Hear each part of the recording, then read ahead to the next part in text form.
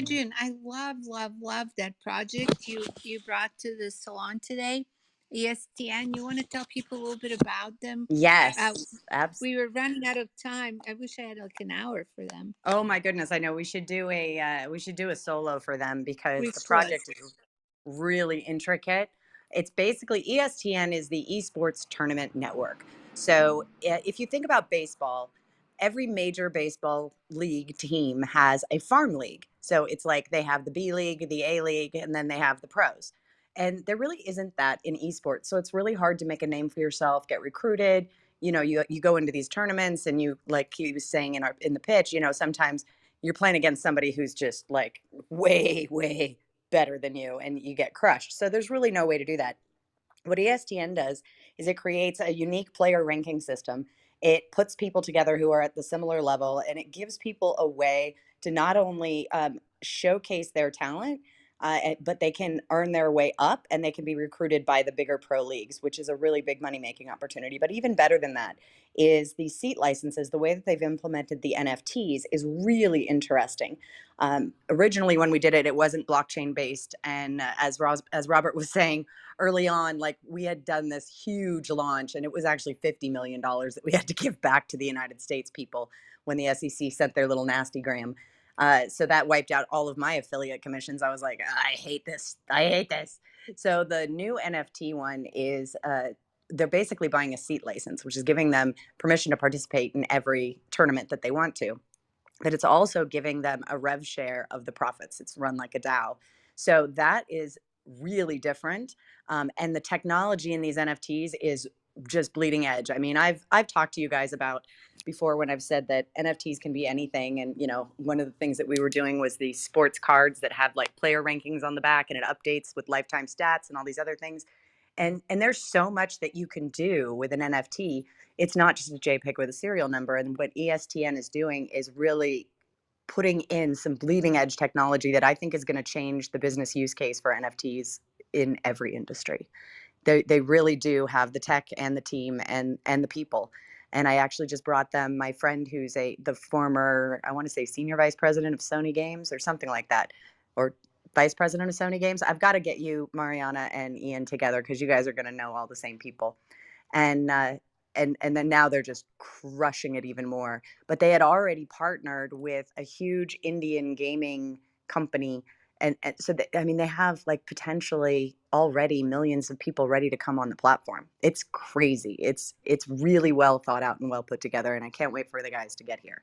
And what I love about it is the utility that's attached to their NFTs, but it's such a natural way of attaching it versus some of these sort of artificial ways that these communities are being built without a purpose. Exactly, and that's the whole thing. Is this was actually purpose built, and when I'm looking at how do you implement blockchain in companies when I do business advisory, the whole thing I look at is what is your business? Why would you need blockchain? Where would it be efficient? Where would it be helpful? And where would it be affordable? Because you can always put blockchain on something, but you don't want to tokenize water. And I actually heard that pitch one time, seriously. So molecules of water. I mean, he was high on something, I'm pretty sure. But the idea here is that this was actually a really solid business use case with a huge revenue model and a massive user adoption potential. And then they added the blockchain piece and the NFT piece, and it was such a natural fit, and it exponentially like up leveled what we'd already created. What's really interesting with NFTs, as I think of it, as you pointed out in creating the business models, is that NFTs allow you to create the passionate community faster than tokens, right? But once you have that community and you have the what I would think of prosumers who are participating in building this community in some way, obviously here owning that seat, you're building the economy of that esports, ecosystem.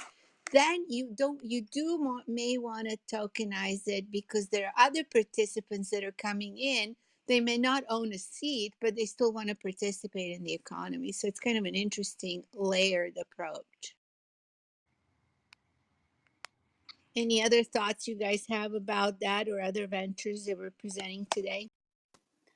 I did want to invite up Aaron and Benji, who I met at Infinity Festival, and they have a pretty interesting thing going on with games. So I've already invited you guys up to speak. If you just hit that accept button, you can come on up. Oh, maybe they're being shy. Nope, there he is. Go ahead, Benji. Oh, can't hear you.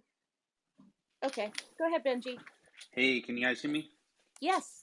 Hi, I'm Benji. I'm CEO for Tasuji Games, and we launched Rumble, which is a group video chat and live streaming game show platform, like a year or so ago, and we've really been starting to convert it into an NFT card battler that kind of makes the Olympic Games of NFTs. So we see a place whereby multiple collections of NFTs really need to start like competing with each other in ranked game formats, and so that's kind of what we're rolling out now with Rumble, and we're pretty excited. It's going to be a couple months and then dropping it soon. Where can we find out about it? You can head over to rumble.io, and we got a lot of information there, and you can always reach out to me, Benji at Tasuji.io, and Aaron at Tasuji.io. Hi, Benji. It's good to have you here today. Rakan just joined us too. You want to introduce yourself?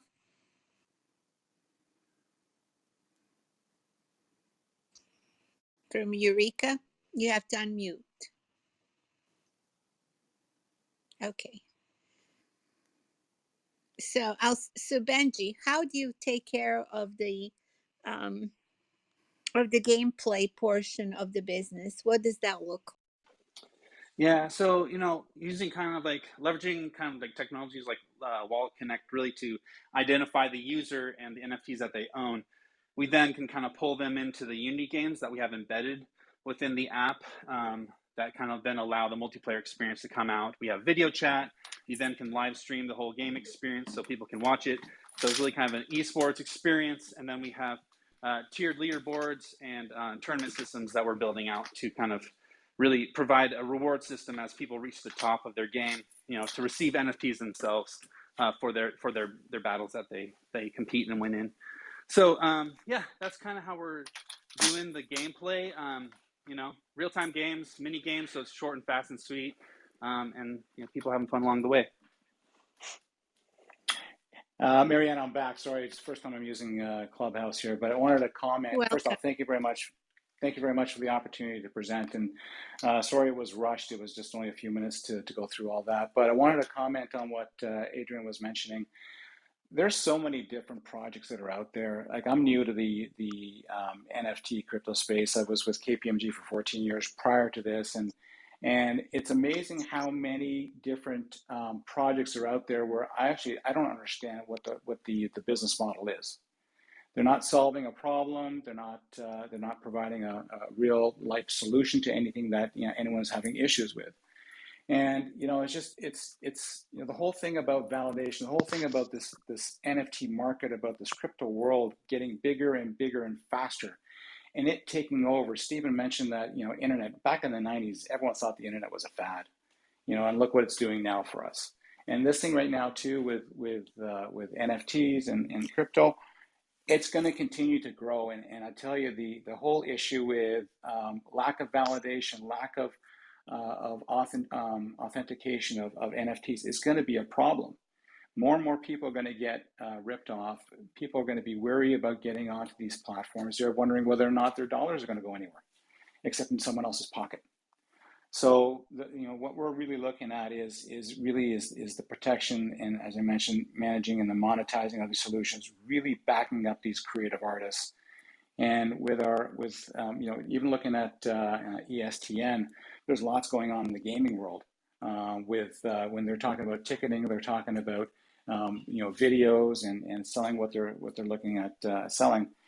You need to be able to validate. And what we've developed as well is what's called an NFT authenticator, so a CRID. So basically what it is that it's a tag that goes on to NFTs that are minted on our platform, so that if you don't see that tag, it's not a valid item.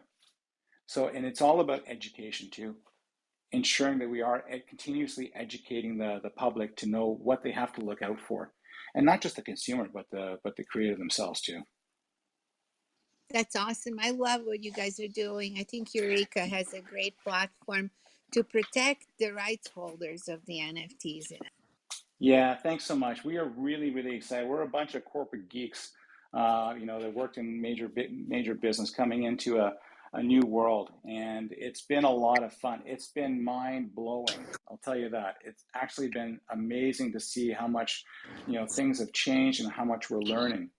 And again, we need to have cliff notes for everything just to ensure that people are up to date on what's going on. Awesome. And Robert, you want to tell us a little bit more about the project, and as we have a little more time now, and maybe comment on some of the ways you guys are building this, or Joe, either one. Yeah, Robert, you want to jump in, or you're on mute? Yeah, give me 1 second. I have to take care of something. I'll be right back. So go ahead, Joe. Start talking and give me 2 minutes, okay? All right. So the exciting part here is to launch this. We are working with some of the most successful platforms out there, and doing a really intriguing, exciting launch, and what all the ingredients are to do that. So we are kind of bringing together the best parts of the what NFTs could do up until today, and now this next generation, which is just mind blowing, where you can not only enable the NFT to be stakeable, like crypto tokens are, and have been in the past, but to have it have certain powers, so to speak. So it's almost like selling an app, not just selling an NFT. It evolves. What's inside can change. You can actually embed other NFTs into one NFT to actually sell a collection together. And even aside from, in addition to what we're doing in the gaming space, I mean, imagine an artist with an album, and they can actually sell the album with all the tracks wrapped into and linked inside of one NFT that represents the album. Then of course you have royalty tracing and all the things that weren't possible until today. Oh, and you could build that album out and drop singles in that NFT. It's almost like some massive company could create the only NFT you would have to buy. So Yeah, we're actually doing that. We're doing a drop with Dave East coming up shortly, which is a hip hop artist, where we have the album in one of the NFTs. It's pretty cool. yep. Nice. Yeah, or there's a couple things that we're also doing. I really don't want to let the cat out of the bag, but with that technology and what's happening, I mean, this is game changing stuff that's happening right in front of our eyes. So the people that are, it's really, it goes as deep as your imagination almost. Which Yeah, is I love exactly what you what guys are I've been doing. saying for the Yeah. last year. And everybody's like, no, it's just a JPEG. I'm like, no, it's not. Just wait. I'm so glad you guys are pioneering this. Yeah, it's pretty amazing. It's funny you mentioned before the way that people reacted to the internet. It's just a fad. It's not going to last. The government's going to shut it down. We hear all those same things now, and it's just so interesting to me because I remember the business plans for the internet had to have a whole section on how the internet can't crash. And now nobody even thinks about that. They just presume it's true that the internet can't really crash, which there's a way it could crash, but it would be it's basically like the nuclear war.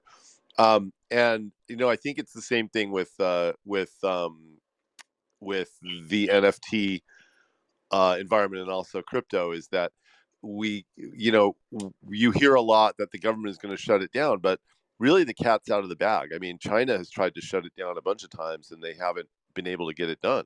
And I think that's the way it's going to be with crypto. Yeah, So the real awesome. Stephen, you want to interesting thing. introduce yourself as well? Oh, sorry, it's Steve Massour from the law firm MGA. Can I follow up on a thing that you were talking about with the whole defrauding thing and NFTs and all that? Because from NFT.nyc.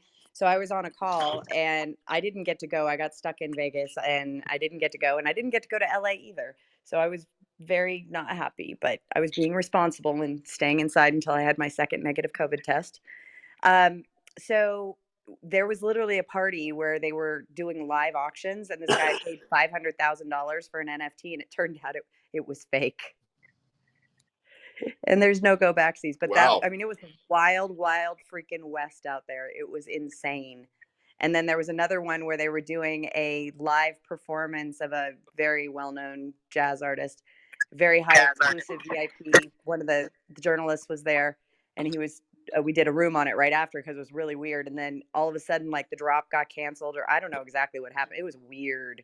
So there was a lot of crazy things going on and a lot of amazing art and a lot of celebrity drops. And you're not kidding. I saw the videos. It was shoulder to shoulder, no masks. And I'm sorry you got COVID. Thank you.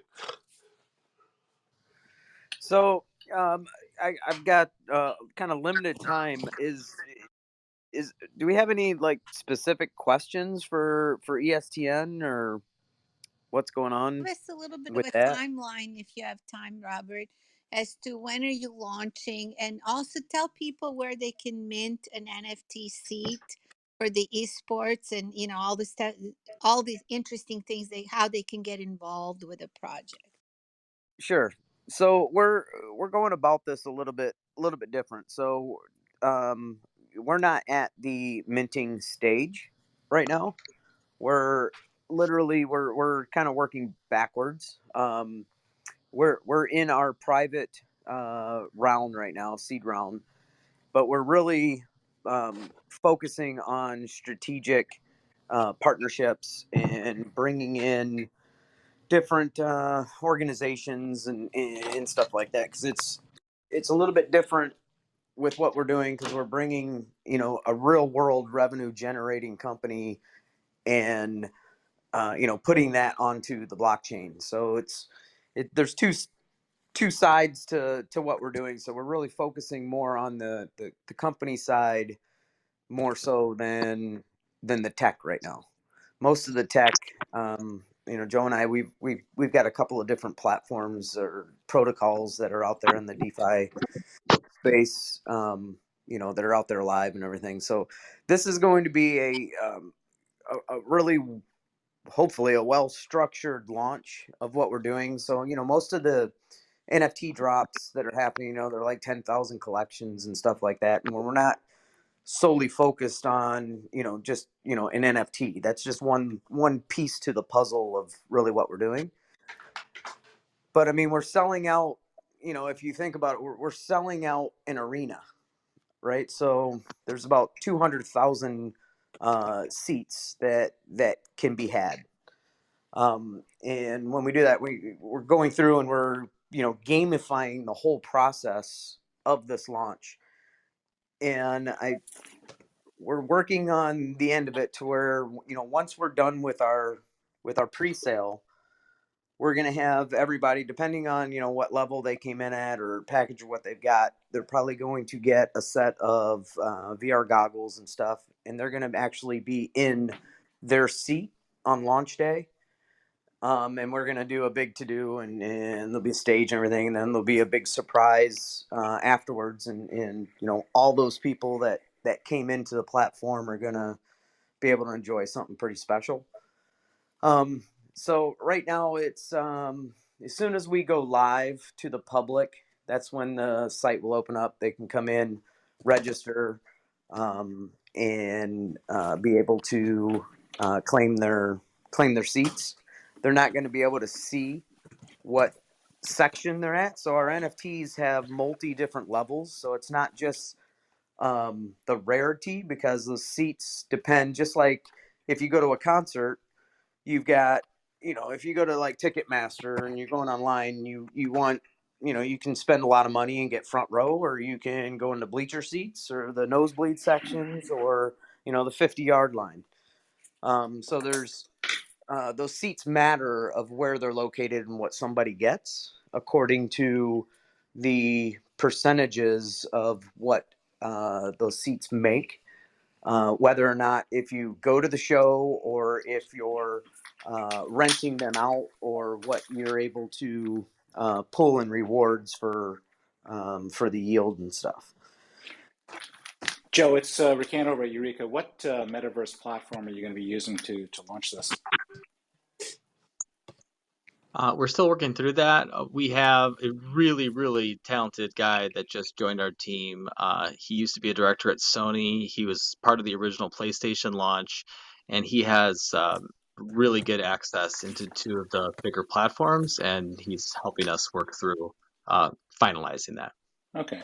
And have you guys lined yourselves up with, other companies like in the physical world, EGLX as an example, Enthusiast Gaming, Mhm. public company out of Vancouver? Because this would be a great, great merge between the physical and the meta. Right. Absolutely. We know of Enthusiast Gaming. We haven't talked to them about this project yet. We talked to them about a data play a while back. So that hopefully is coming soon. And we're partnering with everybody, all the big players in esports. So we have a tournament operating division. And so we partnered with one guy who's pretty big in California, and he's, marketed, held, done all the operations, production. He puts on full production, live, in person, and online gaming tournaments. So for those tournament operators, they get a percentage of all the prize pools as well for those tournaments where they brought in, did their part.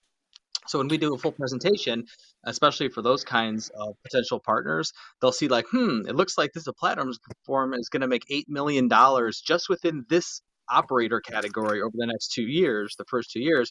I want my piece of that, or I'm going to do all your tournaments. So it makes them sort of compete against each other.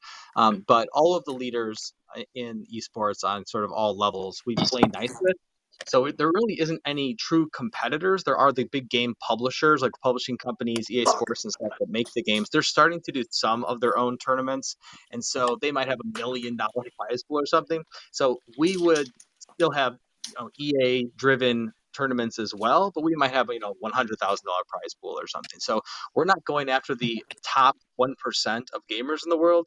Those big publishers can keep those in their tournaments.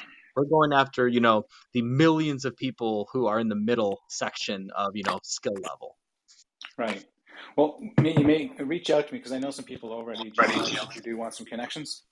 Yep, absolutely. That'd be great. Okay, that was So how do awesome. we? I just Yeah. signed up. So I it, signed up it for your newsletter, Robert. Is there anything else I need to do on ESTN.io? if you go to get.estn.io, Okay. that is the pre-sale page, and you can register there. Anybody else that can help in any way, shape, or form, connections, what have you, please email Robert or Joe at estn.io. Awesome. Last time I was on Clubhouse with Adrian, I ended up getting like 4 bazillion I'm sorry about that. messages Yes, I'm sorry about that. on You're Instagram. popular. I drag you into rooms where you need to be. And I literally haven't signed into Clubhouse in I don't know, months. Yeah, Adrian will So definitely bring the crowd, so you got to stick with her. Yeah, I love this project. If I didn't love it, I wouldn't have hung on for 5 years. it's crazy. So there's just so many angles, with what's going on. So it's not just connecting with the publishers. Like we're working a deal with actual game developers because we're it's a platform to where in that space you've got game developers that they're looking for publishers. They don't realize the landscape, what's going on. Publishers are taking a lion's share of the money. So we actually have, if everything goes well, we've got a couple more conversations, but we'll probably be launching with our own integrated game, which is a top tier game that handles multiplayer. It's got everything a game would ever need, and that will be a full integration, full API, token inside the game, NFTs inside the game. Um, and I think that'll kind of be a highlight of, part of that platform. I just had But another idea, Robert. I it's think one of yeah, the things that blockchains are doing now in order to recruit dApps to their platform, so for you it would be recruiting games, is to run incubators, so that when people are designing their games and they're thinking about what they can do with their games, they go through this whole accelerator program or incubator program where they go through all the different steps and they have access to the developer team so that they can get insights into what's capable. They can up level what they're already thinking about. But then you've got a whole bunch of people that already have their own audiences as well that are building on specifically to be on ESTN. yep. No, absolutely. And this is, that first step. This takes us to, another level, to where, we've got, our IP, and then, it's almost like it's basically a platform for them, for the developers. And it's every single direction right now. So we're just trying to, handle that side of it, and then, organize and structure this launch that, I think it's going to be I think it should be pretty epic. If we can do everything I want to do inside of my head, it's just a lot of, structuring and getting it out there. But That's why I I love think once it, Joe, because you say it and we extract it out of your head and Joe makes it happen. That's right. This He is speaks awesome. Yeah. fluent Robert.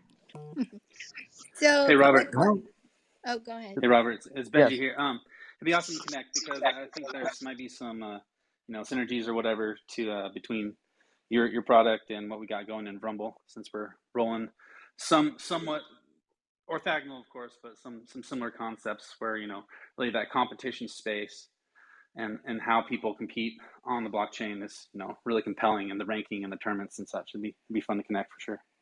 yeah, absolutely, And Benji absolutely. has a And game. I do indeed, on the development team for perfect. sure. Yeah, awesome. Yeah, so perfect. any game that you play against someone else that's a competitive game can be plugged in here. So as a great Nice. like attention getter, we're even looking at building our own version of like a player versus player paper rock scissors and building it into our platform where we could grow a list 10 times faster if people are coming to play paper rock scissors against each other for reward tokens. Yeah, Well, for it's sure. not even reward tokens. Like, they could literally, pay for pink slips. Put up your NFT.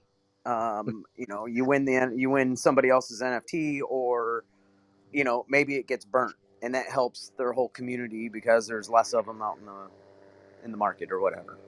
But there's all kinds of cool twists that you can do.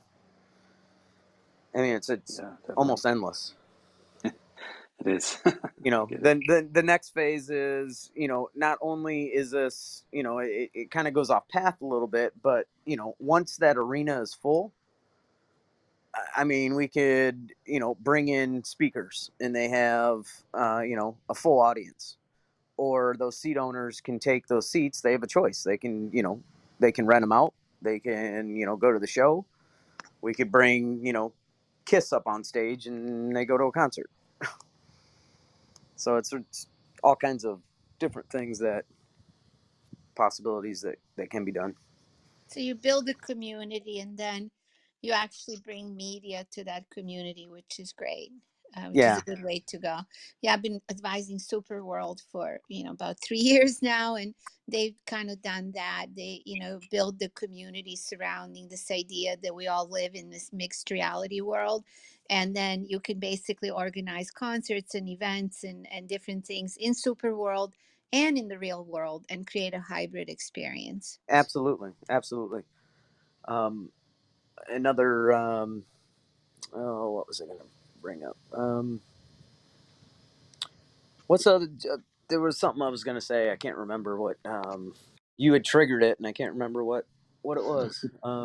It's the Good one. metaverse, probably,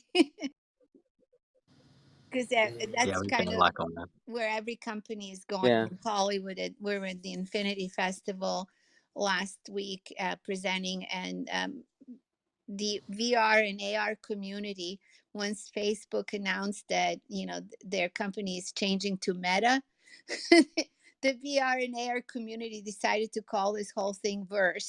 Oh yeah, yeah, absolutely. Yeah. I mean, I opened a years ago. I went and I bought. I don't know. I think we bought like 15 Oculus Rifts, and we opened up a VR experience. And this was like in the early days. And then all of a sudden, now it's coming back super strong. So that was one of the pieces that we want to bring in. That VR experience. And I don't care what they say, metaverse or whatever. I mean, it's VR. It's been out for a while. You can go and get Oculus for $299 and go jump around in different experiences and games and stuff. I think what they're trying to do is just make it more seamless, so you're not going into different apps and you can just shoot yourself into a different world or what have you. And the most interesting group that has joined the fray in the last quarter is really top tier marketing companies, right? State Farm has rolled out an augmented reality treasure hunt. Targeting Yep. football fans. You're looking at things beyond the purchase of a CryptoPunk at this point. Oh, yeah, absolutely. We've got, there's so many different things that are on the table. We've got interactive keyboards that are through different channels that we're able to do. So we're entertaining that. We've got there's ESTN TV. So I don't even know if we even talked about that. So that is a whole separate entity. But the ESTN TV side is scheduled to do an IPO here in the States. And that's the whole media channel, the ad network, all the streaming, the education, teaching these gamers, really what they need to know as far as, what it takes to, tips and tricks to play these games, stuff like that. But then they're also, as this platform matures, it really creates leagues, it creates teams, and then we have gamers, right? So leagues, just like the NFL, they have their merch, their apparel, their NFTs. We got teams that have their apparel, their merch, and so it goes really deep in just the ecosystem with all these different pieces that kind of come into play. So, but at the end of the day, everything that anyone builds when you're bringing in, a real world company or what have you, it boils down to data. So, I And mean, data's king, data's gold. And when you're able to, and that's our background is big data. So, I mean, we've been, that's 20 something years of my life. So being able to monetize and put that in there, that's a big piece of the puzzle as well. are you able to tell them what you told me last night about the advertising piece, or is that still secret?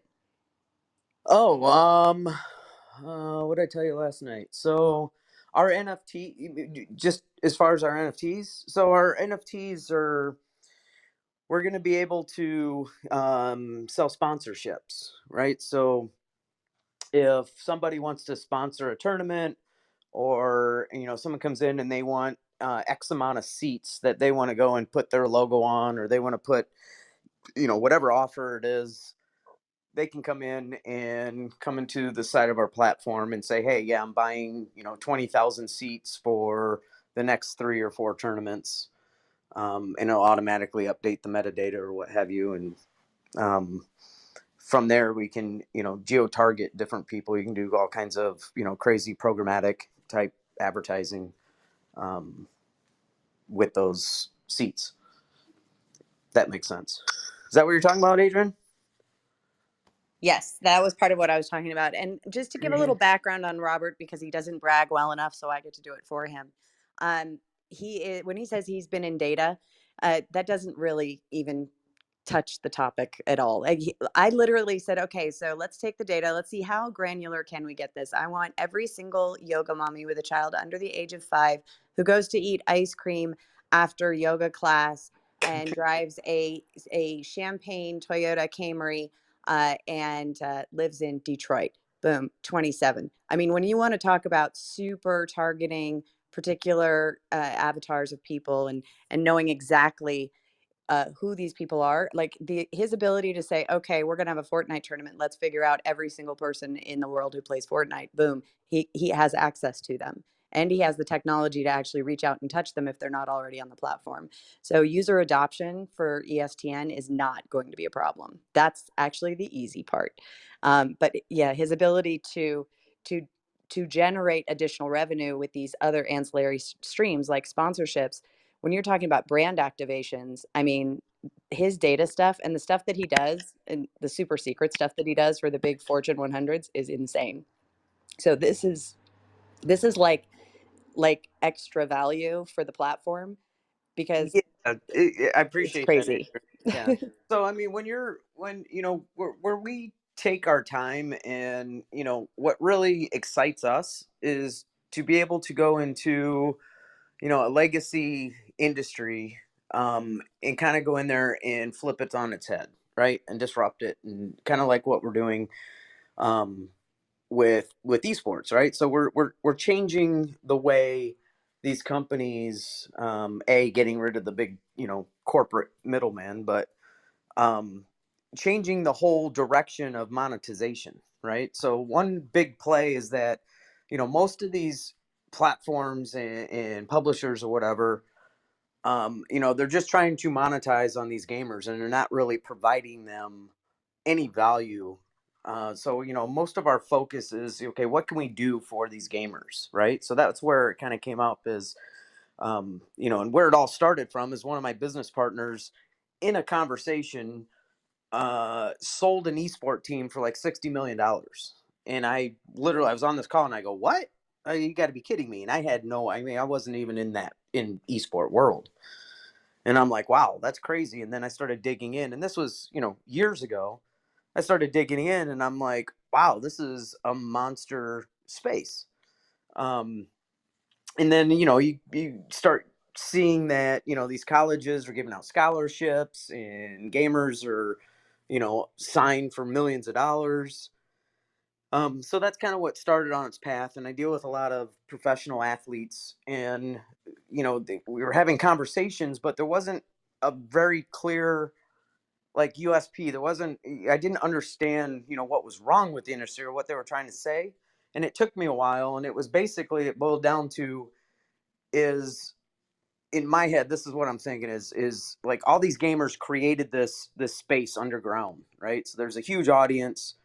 All the corporate media companies came in, and they're like jumping on it. They're like, okay, we need to monetize on this. There's a huge audience, but there was no real infrastructure. There was built out. And one of our partners, who is pretty well known, his name's Kurt Warner. He's a quarterback years ago, and he's on a mission to bring um, traditional sports over into India. And he spent millions and millions of dollars building out the ecosystem over there. So, and that's American baseball, football, regular tackle football, and esports is a category inside of what he's doing over there. But he's building out basically the NCAA and creating the Division One and stuff that they don't have over there. There's no real clear path for uh, in esports. There's no clear path for an amateur to go pro. So like in traditional sports, you start off in little league, you go to high school, you go to college, or high school, you go to college, and you're getting ranked along that way, and there's a reason why you're pro. What had happened is these gamers are basically in the right place, right time. They know somebody, or they've got just crazy antics online so that somebody knows they can put some butts in a seat. But it's not really going according to their skill play. So that's what we set out to do, was kind of organize and structure the space as a whole, first, and then building out the tech and figuring out all those algorithms and stuff like that. And then because this platform wasn't even built for blockchain. That wasn't even a thought process when it started. And then once it evolved, it's like, wow, okay, this is actually perfect for the blockchain. It's perfect to tokenize it. It's perfect now even more so with NFTs and everything that kind of blew up. So it was just right time, right place, to be able to do this. And Joe's really a superstar when it comes to architecture, the mechanics, making sure that we're able to take a real world company, put it on the blockchain, and in order to make that successful and to build out the proper economy, you need multiple different things happening at the same time. So you need real world revenue coming in that isn't from the exchange, people going to exchange and just buying and selling. You need a constant flow of revenue coming in, and a reason why somebody would be putting money into that platform, which is on the gamer side, and advertising and stuff like that. So there's real revenue coming in.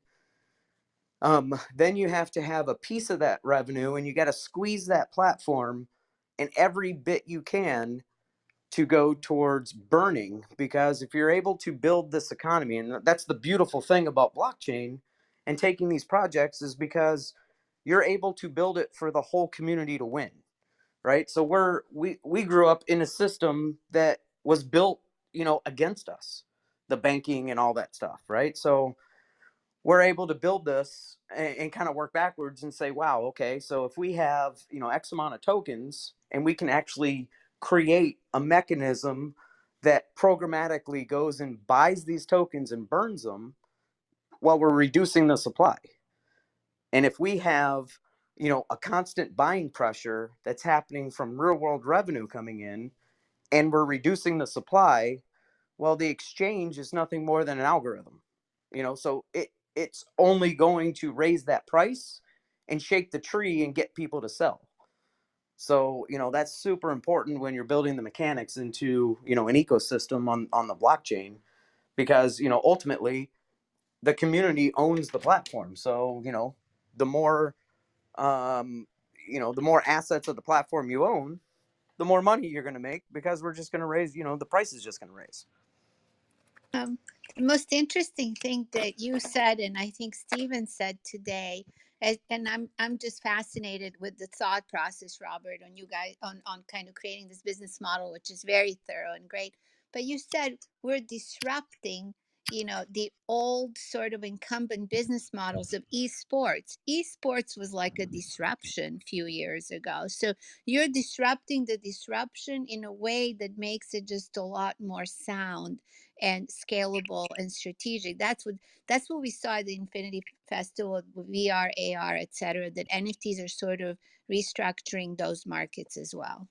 Absolutely, absolutely. So I mean, when we go to have those conversations with some of the bigger players out there, they're looking at the mechanics, and first they scratch their head, and then they're like, oh, wait a second, we're able to create revenue on the flip side of what's going on, right? So it's like, um, they need to be positioned in the seat side versus just trying to be the middleman in there, right? So most of the sponsors that are putting money up for these prize pools or whatever, that money's going to the fat cats.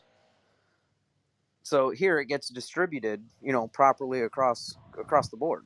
So I mean, those sponsors would rather have their money going to where it matters versus to the corporation. Well, to the people building the economy with you, because they're more motivated if that's the flow of cash, from the cash in the business. Absolutely. Yep. It- Absolutely. And same with the advertising side. It works the same way in multiple different platforms that we've built. Um, we've got there's a DeFi platform. Joe can talk about that, but it's it works the same way. It's community owned, so all real world revenue that would normally come into a normal company is getting. I'm glad you mentioned, we lost you for a second. You mentioned the DeFi platform you guys have built. We're seeing so much staking and lending, and many of the DeFi mechanisms now coupled with NFT drops and with these, offerings in general, I feel that that's really what's going to, create the next generation of opportunities, but also challenges regulatorily. Yep. Joe, are you there? Yep. Maybe So, Stephen can say something about this idea of staking and lending against NFTs. Do you see that as going in the direction of securities, or what's a good way to structure that so it makes sense? Okay, I'll let Robert answer it well, while Stephen comes. well, yeah, I mean, I can, we can talk about like the mechanics, what's going on with, the staking pools. So back when I got into crypto and I was doing, a bunch of different ICOs and stuff in the old days, 2017, the old days, um, they would take a portion of their tokens and basically give them out to influencers to, basically buy their audience, right? And getting them to promote or what have you. And that's still a lot of it of what's going on now. And where DeFi came in, or what, I basically in my head, I think the DeFi up front on any project is absolutely amazing, because what that does is those tokens that we would normally give out, to promote, to have people promote, we take those, we reserve them, put them into a staking pool, which is controlled up front. So a staking pool starts with a spreadsheet. So if you say, okay, we've got 200 million tokens that we're allocating strictly for reward, strictly for yield, and if somebody stakes, they're going to, we're going to release, say, 10 million tokens a month for 24 months. So up front, what that does for an investor is kind of hedge their bet. So in a real world, if you're going out raising capital, that investor that is thinking about putting money into a startup already has a high risk tolerance. But basically, he's got a few things to go on, a white paper, a idea, and then he starts digging into to the owners. Can they do what they say they're going to do? Are they capable? And that's pretty much the only thing that they have to go by. When you throw DeFi in the front of it, or you throw a staking pool in the front of it, those investors can immediately start earning um, their yield back from day one, and they're not so much breathing down your throat getting to perform right out of the bat.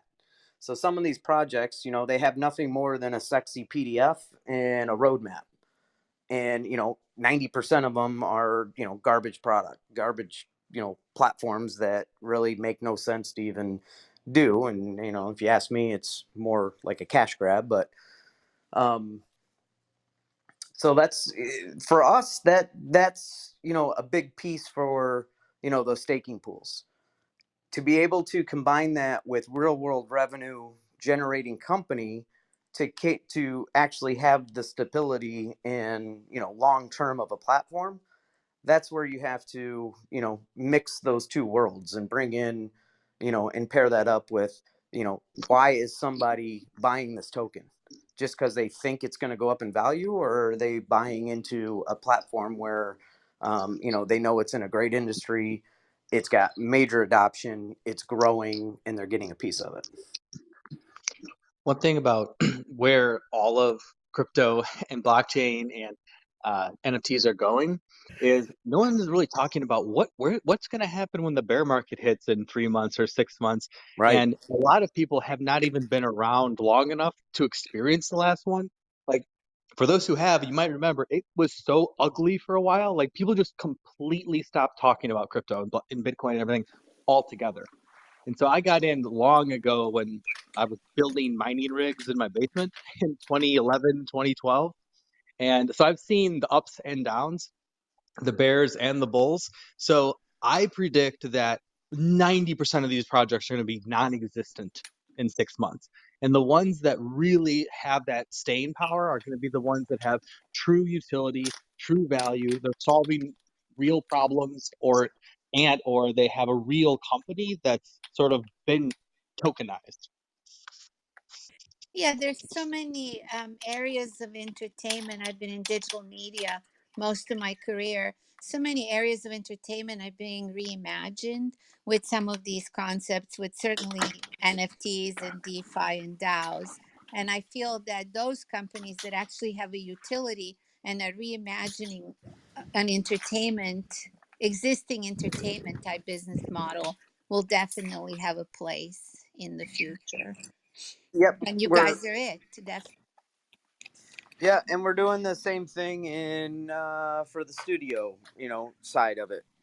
Not with ESTN for another project. So that's the in the horror space. So um, I'm not an expert when it comes to making movies or anything. I just happen to be extremely um, lucky or appreciated that I've got great partners that are in that space, and one of them is a top producer, a movie producer, and he kind of gave me an education as far as in the horror space, because I guess it's um, the horror genre is goes across all languages, goes across it's a universal. They're cheap to make, so I mean that makes sense to create an ecosystem for everybody to own a piece of that movie. If he's got a track record of spending a couple $1,000,000 and turning into $100 million on a movie, and putting that out, and the whole world loves Friday the 13th or Amityville Horror or whatever it is, putting that into a system, tokenizing it, and you're getting a piece of the distribution. That makes sense. You have to be really careful with that because that technically is a security. I do understand the horror Oh yeah, genre and and my movie. partners are actually going through the whole process. They wouldn't touch Oh, anything I that. know that.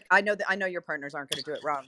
I just Mm, meant because the audience listening, I want to make sure mm, that they understand. But the other piece of this is the reason why this is such a good idea is because I was sitting in with a bunch of venture capitalists at South by Southwest. I was the only non VC in the room. I think they thought I was a VC. And it was like the most intimate conversations. And one of the things that they mentioned was the reason that they liked security tokens to tokenize equity or rev share the most was because normally when they do an equity investment, it's a 5 to 10 year exit. And in movies, it's high risk, but it's also very very illiquid. And with the movies, especially when you tokenize the rev share or you tokenize, because it's a rev share, I like to give them rev shares, not equity, but that's just me. They can trade that. It's only locked up for a year. So it gives them a lot more flexibility and the transparency of the income streams and everything, especially the way that Robert does it, putting that DeFi pool in front. Holy heck.